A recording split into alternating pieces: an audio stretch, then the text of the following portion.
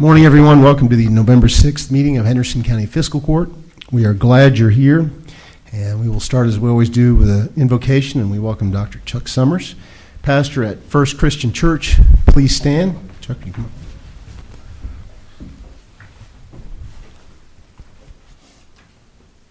Join me in prayer, please. Dear God, thank you for this beautiful day, for the gift of this day. We know that every day is a gift from you and is certainly not to be taken for granted. We thank you for the beauty of this day, for the beauty of this season. And we thank you for this special day that we have today to go to the polls and vote. And we thank you for the freedom which is ours as Americans and for those who made that freedom possible. And please give us guidance as we go to vote today. I thank you for this fiscal court. I thank you for our judge and for our attorneys, our clerks, our magistrates, and pray that you would give them wisdom as they deliberate their business, and not just wisdom, but courage to follow through and to do what is right and what is just. We thank you so much for this community we live in. We just pray that you would help us all to do our part in making it the best place possible to live in. But we give you the praise, the honor, and the glory today, and may your will be done in all things. Amen. Amen. Please join me in the Pledge of Allegiance. I pledge allegiance to the flag of the United States of America and to the republic for which it stands, one nation, under God, indivisible, with liberty and justice for all. And thank you, Pastor Summers. We appreciate you being here as always. Welcome back. Mr. Clerk, please call the roll. Magistrate Putman. Here. Magistrate Warren. Here. Magistrate Alexander. Here. Magistrate Wilkerson. Here. Magistrate Todd. Here. Thank you. Gentlemen, you have before you the minutes of the October 23rd, 2018 fiscal court meeting. After a period of review, I'll entertain a motion to approve those. So moved. Second. We have a motion and a second. Any further additions, clarifications, or corrections? Please call for a vote. Magistrate Alexander. Aye. Magistrate Warren. Aye. Magistrate Putman. Aye. Magistrate Wilkerson. Aye. Magistrate Todd. Aye. We're going to get started this morning with a couple proclamations, and we're always glad to do proclamations for important efforts, and both of these certainly qualify. First, I'd like to call up Karen Hill from the Green River District Health Department and some guests that she has to discuss a little bit about our proclamation celebrating diabetes awareness. Karen? Thank you all for having us today and for doing this for us. I have with me John Marshall, who is the president of the Henderson County Diabetes Coalition. I represent the Henderson County Diabetes Coalition as well as Green River District Health Department. And I also have Merritt Bates Thomas, who's with me, and she also works at the Green River District Health Department. We work in the diabetes program, trying to raise awareness and educate. You all have in your packets a copy of the 2018 Kentucky Diabetes Fact Sheet. I will not go through that. I just would ask that you would read that at some point. I do want to point out that 1 out of every 3 Kentuckians have prediabetes. And out of those, 8 of 9 do not even know that they have it. Well, the goal is to identify people that have prediabetes so that we can educate them and hopefully keep that prediabetes from going into full-blown diabetes. That being said, we have billboards. You may have noticed them throughout Henderson. They're up every other month, and they do have that same message about the 1 out of 3 have prediabetes. We also have a screening next Wednesday, which would be the 14th. We are working in connection with Prevention and Wellness Services at Methodist Hospital to do a free screening. People can come by their office on 2nd Street between the hours of 9 and 5, get their hemoglobin A1C checked free. That gives a picture of what their blood sugar has been, an average of the last 3 months. And we identify people at that time that do have prediabetes, and we have identified some that have diabetes. We will have on-site interpretation. It takes 5 minutes. You don't have to fast. We'll have on-site interpretation, and there will be people like myself there to help do education. If someone is found to have prediabetes at that time, we will do a little bit of education. The proclamation that you are doing today will be taken by Merritt to the Henderson County Health Department, and it will be on display there for the month of November. Any questions? Well, considering this map on your fact sheet that shows our diabetes prevalence in the Green River region, we need to pay close attention to this. We do, and we just, John and Merritt and I were just discussing that as far as Kentucky and the Green River area. We really think that one reason the numbers are a little bit high is because we do such a good job at doing the screenings and identifying people, whereas some other areas, other states maybe don't do that. So if we identify them, that's going to make our numbers go up, but we want to identify the prediabetes so that we can hopefully take care of it before it becomes full-blown. Great. Any comments or questions for Karen? I just want to congratulate you all for your efforts. As John knows, my daughter is diabetic, but she's type 1. Right. But the awareness that you have, like you say, I really believe that the numbers that you have are attributed to the fact, I know I hear on WSON constantly about your meetings. Right. And we have an ad on WSON every month in Right. relation to something with diabetes. Okay. So again, just congratulations. Well, thank you. And you mentioned your daughter being in type 1. I will go ahead and make an advertisement. We do have a day camp in the summer every year, the first Saturday in June, and it's for children and teens that have diabetes. We do not turn anyone away. If they've started going to that camp, we've got one child that started at age 4, and he's, 12, I think now. He's come every year. We've got some that actually grow up and get out of that age range. We welcome them back anyway because they become a family, and their families come, and it's one, they network and make those connections. So we're the only one that is around in this area as far as I know for a day camp. So thank you for mentioning. Anybody else? If you'll stay right there while the clerk reads the proclamation, please.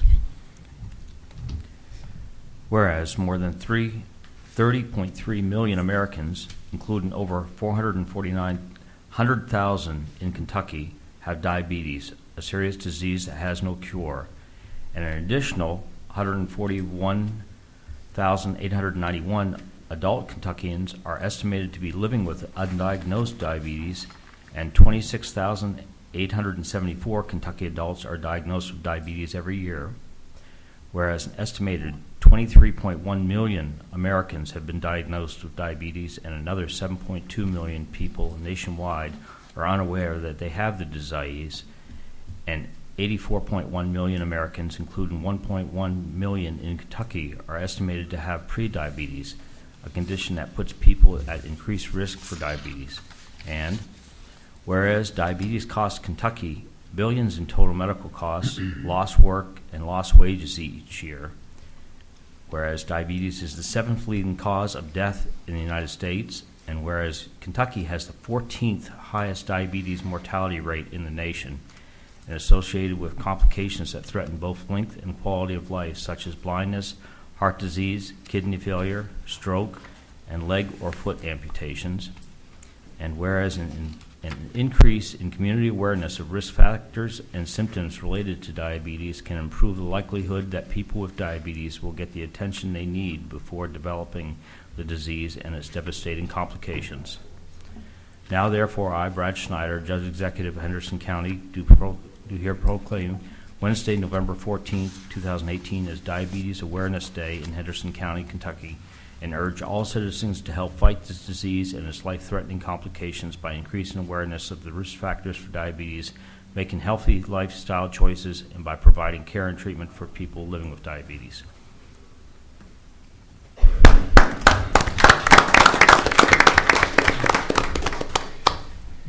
Thank you very much for all you do.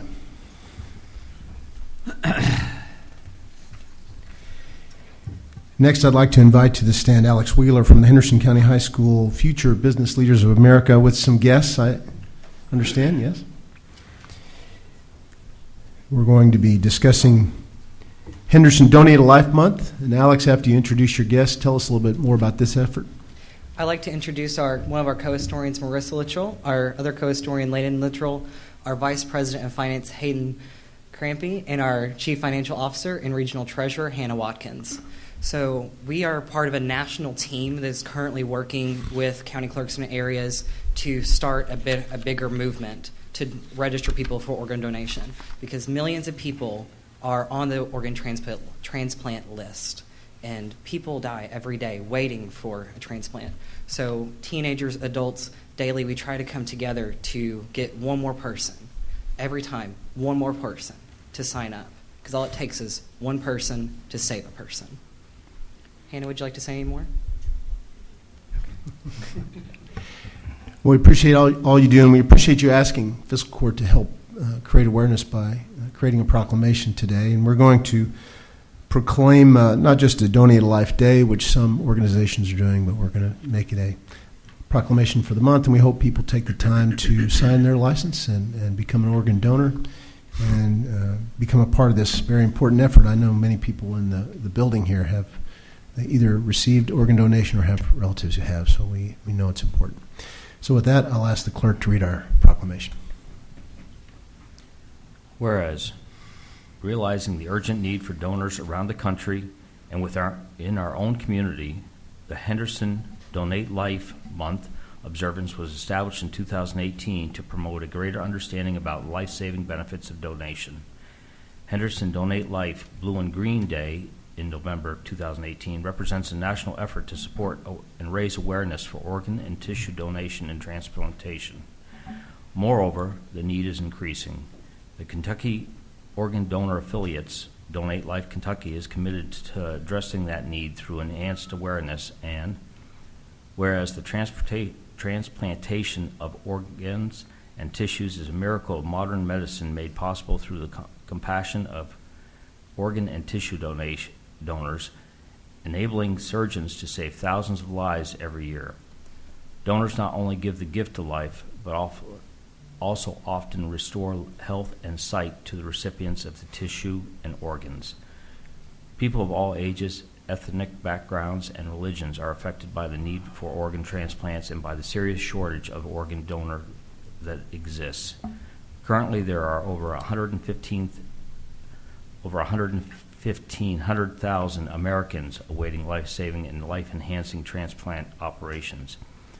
And whereas every capable person should support this vital effort by learning more about the donating tissue and organs, registering as organ and tissue donors, making their families aware of their wishes, and be willing to give the precious gift of health, sight, and life to people in need.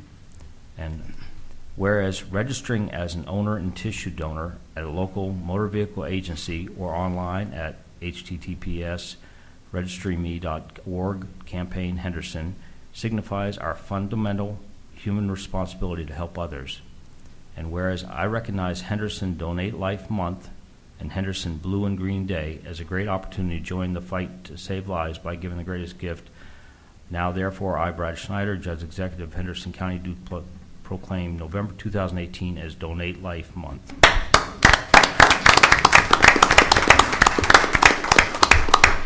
Thank you very much, Alex, for your efforts, and all of you. Glad you were with us today, and we will talk a little bit about that after the meeting if you'd like to stay, but thank you again very much, and keep up the good work.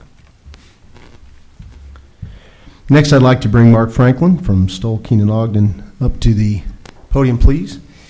Gentlemen, if you recall, in June, I believe it was, we voted to move forward on a bond issue, a state-level bond issue for SCAPS, which was purchasing Matrix Composites on 425 Bypass.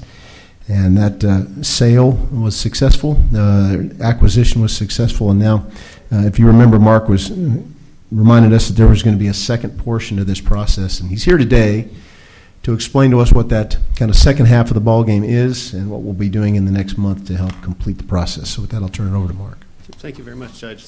As Judge Schneider indicated, in July, the Fiscal Court adopted an inducement resolution which enabled both SCAPS to capture the cost of acquiring the Matrix Composite facility and the bond issue. The purpose of the bond issue is to obtain a tax-exempt interest rate, meaning it'll cost SCAPS less money to borrow money to finance the cost to purchase the facility and to make some improvements to the facility. Federal taxes, right? Federal income tax, that's Yeah. right, not state property taxes. Yeah. This is not a property tax financing, but a federal income tax rate deal.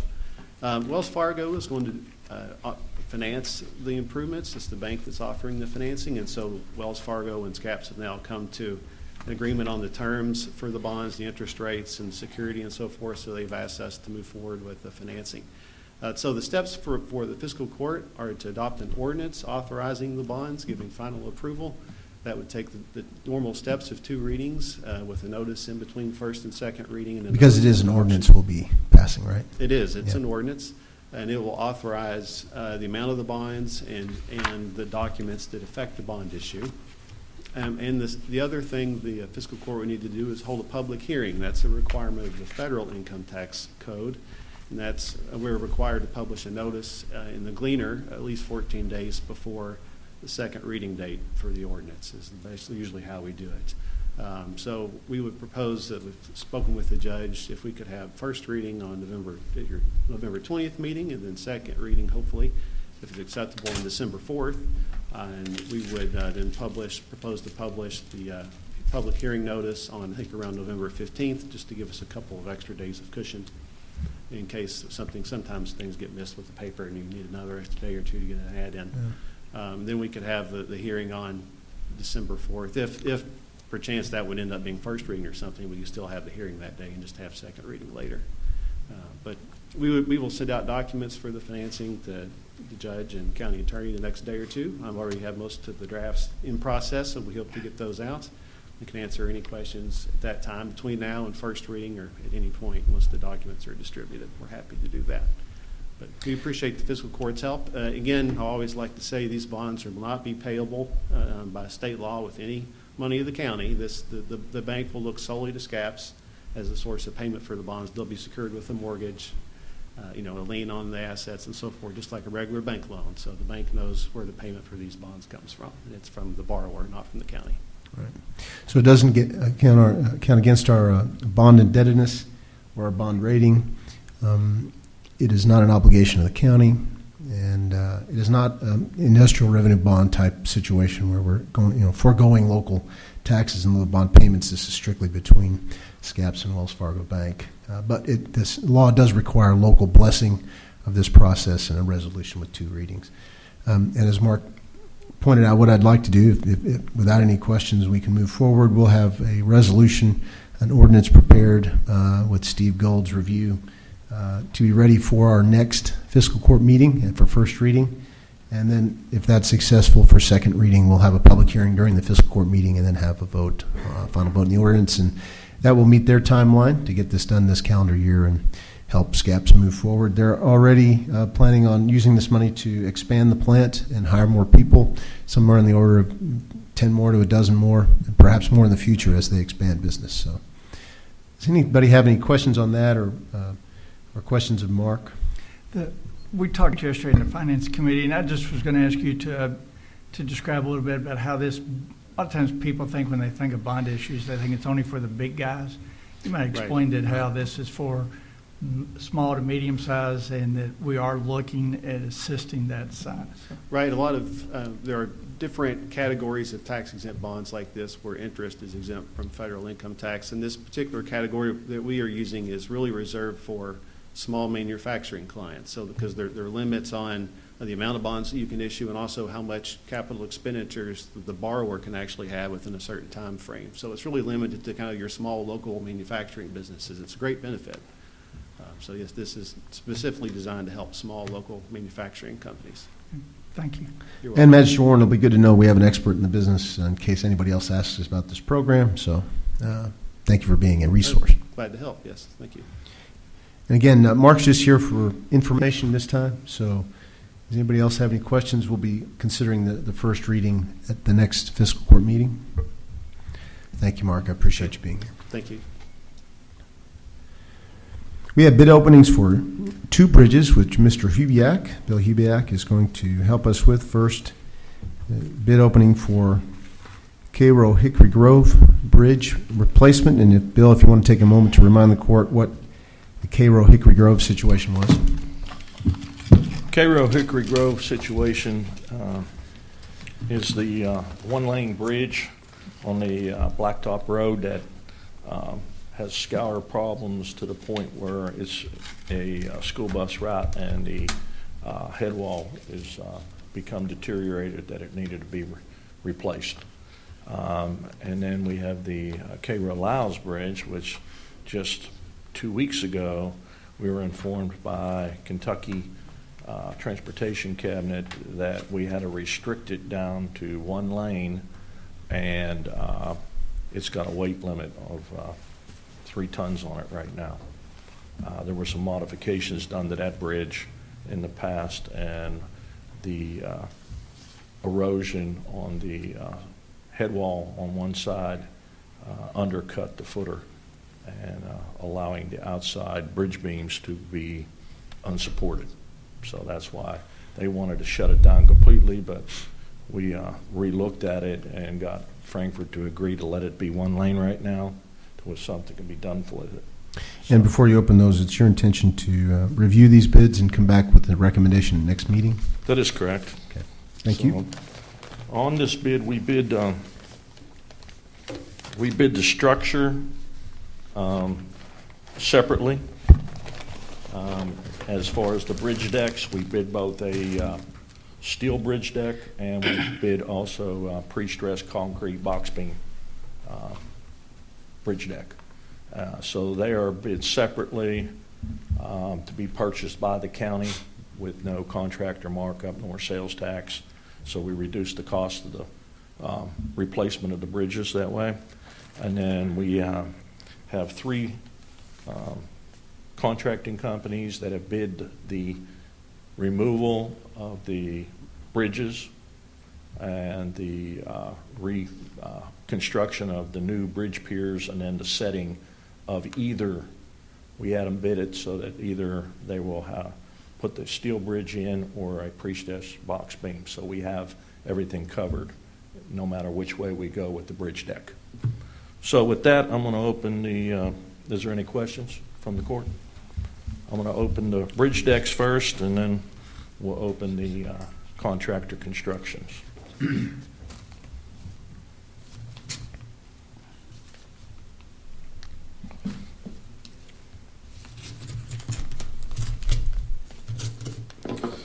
This is from E&H Bridge Company, and this is for the Cairo Hickory Grove.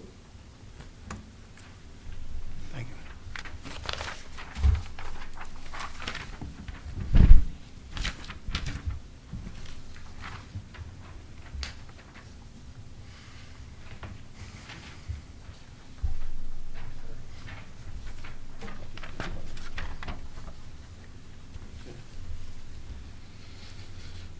Okay, so this is for the Cairo Hickory Grove. This is a 40-foot length bridge, 24-foot wide. It's on a left-hand, 30-degree left-hand skew. This includes the guardrail and meets Kentucky Department of Transportation specification guidelines. So you're talking cost of the bridge deck, $71,626.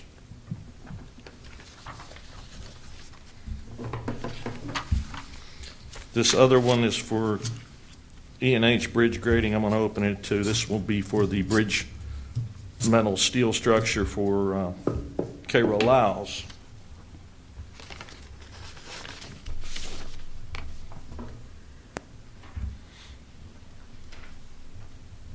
Thank you, Bill.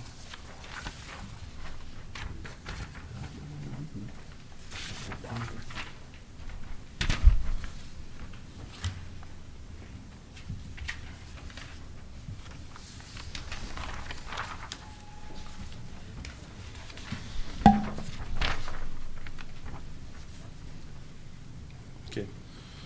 This structure is 44 foot in length, 24 foot wide, and this is on a 30-degree right-hand skew. And the cost of this structure is $78,760.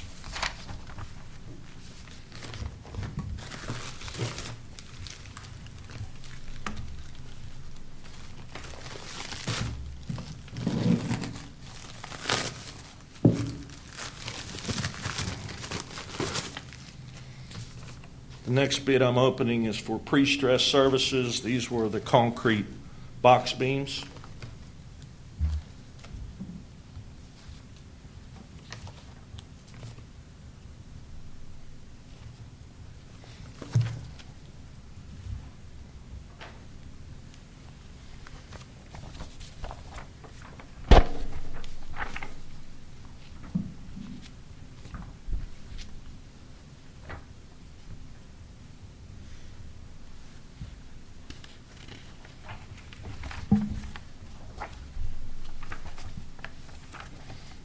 Okay.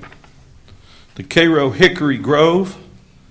is $76,800. And for the Cairo Laos, it's $89,760. Any questions on those? Bill, is the last one, the 89, is that just due to the fact that it's 15 ton, it moves up to 15 tons, or 18 tons, I mean, per beam?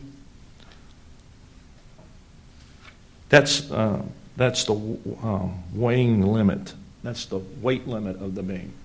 That's not the, it meets the Kentucky standards as far as weight loading on the bridge. It'll be a 25-ton bridge standard, which is standard on all county roads. Just heavier, yeah. Yeah, it's just heavier Well, because it's longer. right? It's longer is reason. Well, it is 4 foot, yeah. Okay, so the first bid opening from the contractor is from MBI, Kentucky.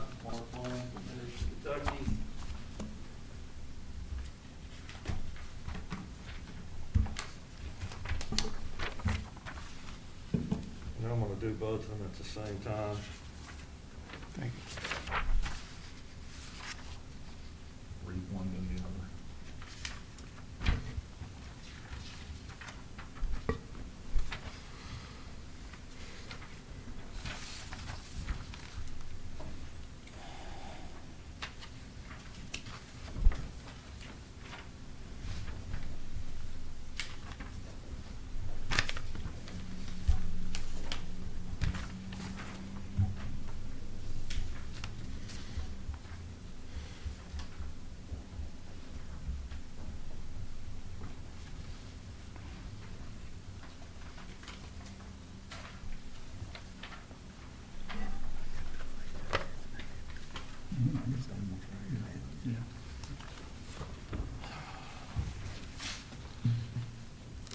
These bridges were bid to the contractors. Each contractor met me on site so that they completely understood the way the process was. So the bid will cover the mobilization and demolition of the structure, and then any clearing that needs to be done. All materials will be supplied by the Henderson County Road Department, such as rock and or concrete on our annual bid pricing. Anything that has to be hauled off will be taken care of by the County Road Department also. So the contractor is basically going to be doing any work that needs to be done with the track hose and the clearing, the digging, the forming of the piers. They're responsible for the rebar and then the setting or building of the structure. So, M. Bowling on the Cairo Hickory Grove. And they had a bid it two ways because there's a difference if you put a steel deck down or you put the pre-stressed. One requires a crane, the other one doesn't. So anyway, the steel deck bridge is $79,370.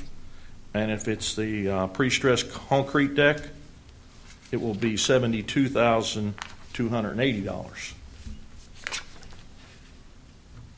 On the Cairo Laos Bridge, if they go with a steel deck, it's $89,580, and if you go with the concrete deck, it is $82,490. Do you know if there's a reason why E&H and Pre-Stress did not provide quotes on a concrete deck?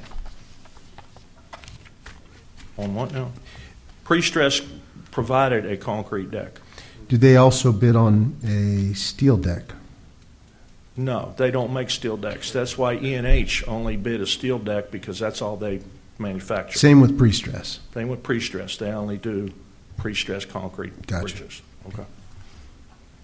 Any other questions? One little small one. I noticed under pre-stress, under Cairo Laos, not that this probably makes any difference, it said 0 SKU, but I know on E&H it said 30, so I don't know if that matters. It matters. That is incorrect. We'll check on that, George, but it's supposed to be a 30-degree skew. Okay. And the drawings they sent me show the skew. So I'd say it's a typo on their sheet here. I just, But we'll double check that because spoke with them, and both companies, to make sure that they had the correct SKUs. Gotcha. Both of them are skewed. Okay, the next contractor bid is by Hazex.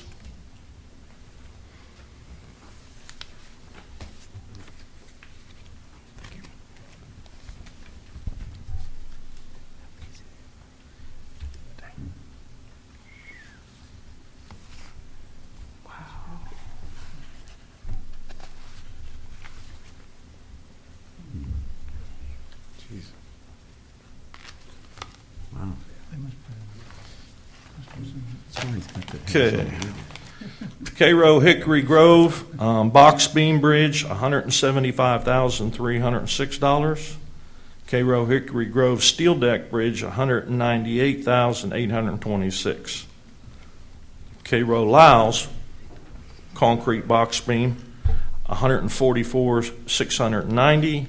Cairo Lyles steel deck bridge, $175,306. There is such a disparity there from the other bids. I wonder if they had the right spec, or they understand the spec. They had the right specs. Yeah, man. The last bid is from AA Services.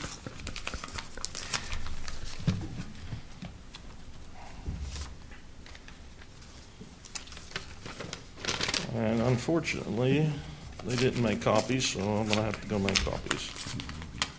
Can you just read them in? I can just read them in, but then I can make copies for everybody. All right. For the Cairo Hickory Grove, the cost for the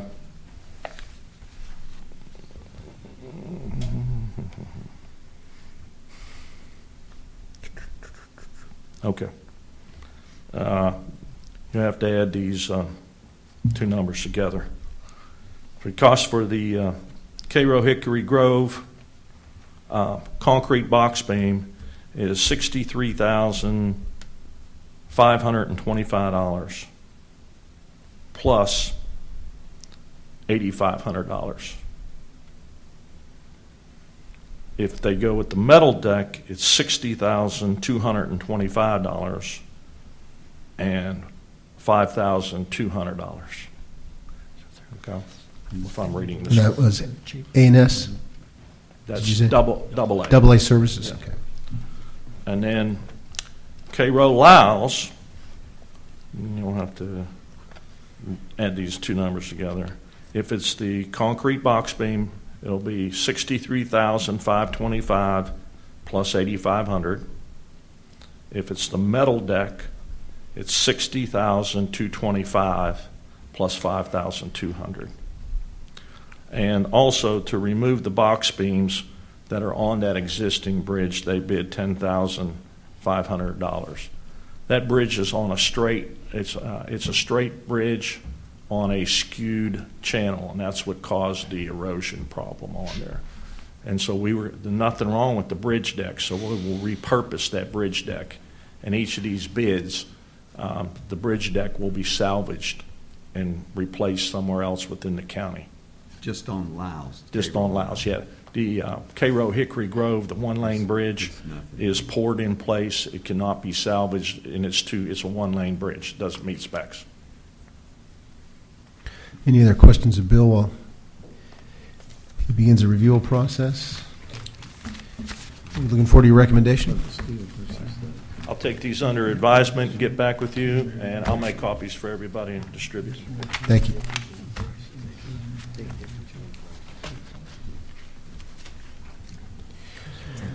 Mr. Gold, your report, please.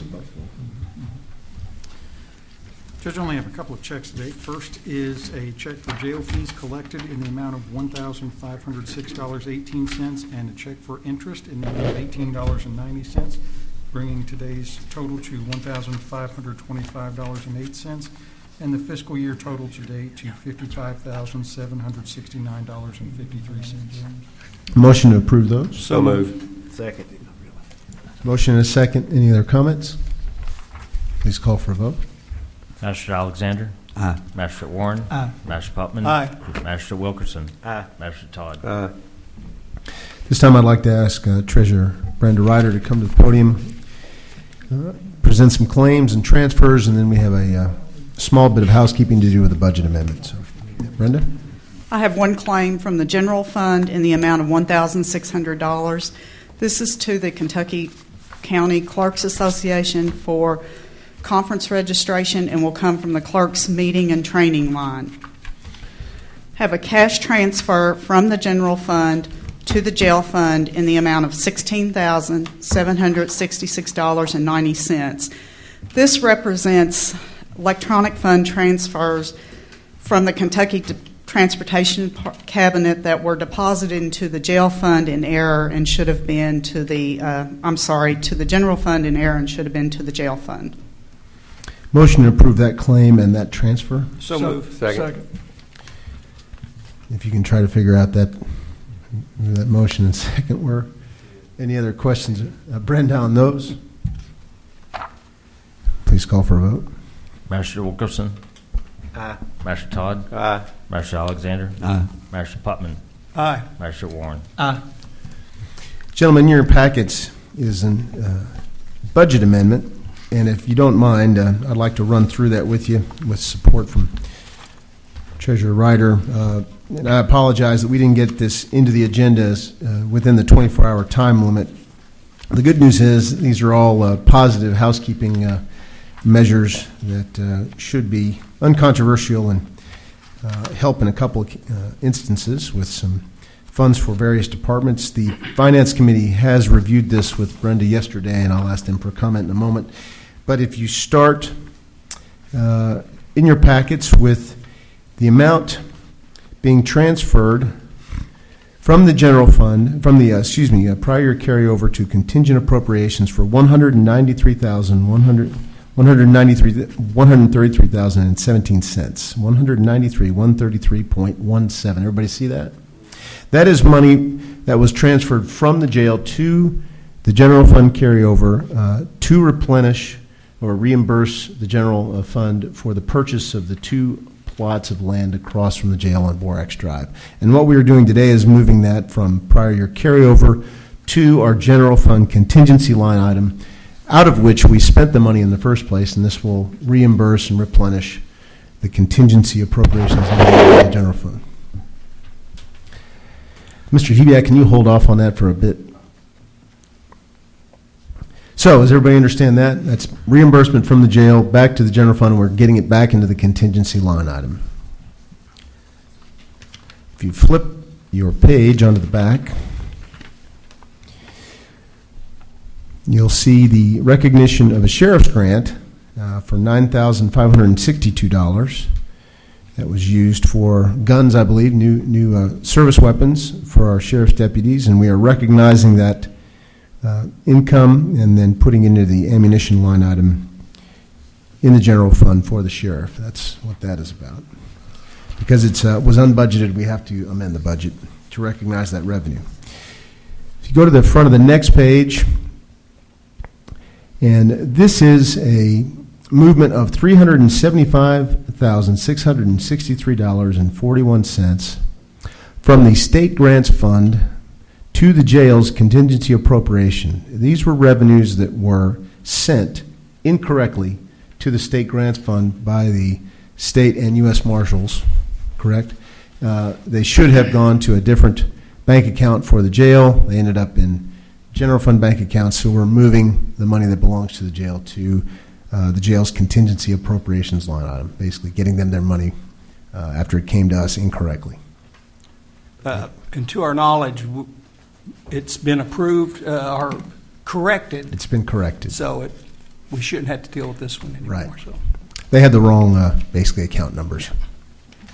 And finally, on the back, right at the end of June, gentlemen, after we had already submitted our budget to the state for the new year, our solid waste program received 2 grants in the total amount of $132,000. It was too late to amend the budget at that point, so with this budget amendment, we're recognizing that revenue. One was $128,000 for a composting grant, another $4,000 for a waste tire grant, and we are getting it into the prior year carryover in the state grants fund. That account, that line item. Again, this came in right at the end of June before we could account for it in the new budget, so now we're recognizing it at this point. Does anybody have any questions about any of those amendments? And Mr. Gold, I'll take some advice on reading this. Or can we just call for a vote, or do we need to quickly read these ordinances? I think you pretty much have. Okay. In general, it wouldn't be a bad idea to make sure you take them separately, Yeah. rather than as one group. Can I interject something here? Sure. DLG recommended that this be one budget amendment with 4 sections. I don't know if that makes a difference. Or Next time we have something like that, why don't you get with me ahead of time and we can actually write that up as one ordinance with it being on 4 different sheets, all having separate signatures and approvals and things like that. They changed at the very last minute, which But it wouldn't hurt to read it 4 times, right? Read 4 separately. Judge, I think you summarized it pretty well. I mean, with every one of them. Yes. I think the statute does allow it to be done by title. So I'll entertain a motion to approve this ordinance based on my description of all 4 budget amendments. So move. We have a motion and a second. Any other questions about all this other than the procedure here? I want to make sure everybody understands where the money's going and why. We talked about the timing was good for the jail with the Yeah. upcoming construction. It gives you some additional money. If so chosen, yeah. And we congratulate both the Sheriff's Department and our Solid Waste Department on landing those grants. Always helpful. And as mentioned, we believe we have fixed the problem in the correct account numbers for the agencies that are reimbursing us this money, or paying us this money. So we have a motion and a second. Please call for a vote. Magistrate Wilkerson. Aye. Magistrate Todd. Aye. Magistrate Alexander. Aye. Magistrate Warren. Aye. Magistrate Putman. Aye. Thank you. At this time, if any members of the audience would like to address the fiscal court for the good of the county, I'd love to have you come up and express yourself. Anybody? Seeing none, Magistrate Putman. Everything's good in the 4th, Judge. Just encouraged everybody to get out and vote. Thank you. Amen. Magistrate Warren. I was going to ask Bill, do you know if Jeff or possibly maybe yourself was able to get out and look at that Tom Smith Road? The gentleman that was here at the last meeting was asking if y'all could come out and look at maybe, I think, being reinstated into the road list. I didn't know if y'all had a chance to get out there. We have not gone out there, but we did get the information that was pulled, and it was shut down, discontinued maintenance by county fiscal court back in 2007, removed from the maintenance roster at that point, and it would have to be brought back into the system under the current standards. Now, we're putting that together for him, but that means he has to have a hard-surfaced 20-foot wide road with shoulders and ditches, minimum. So, And otherwise, everything's good and beautiful day. Just like you say, get out and vote.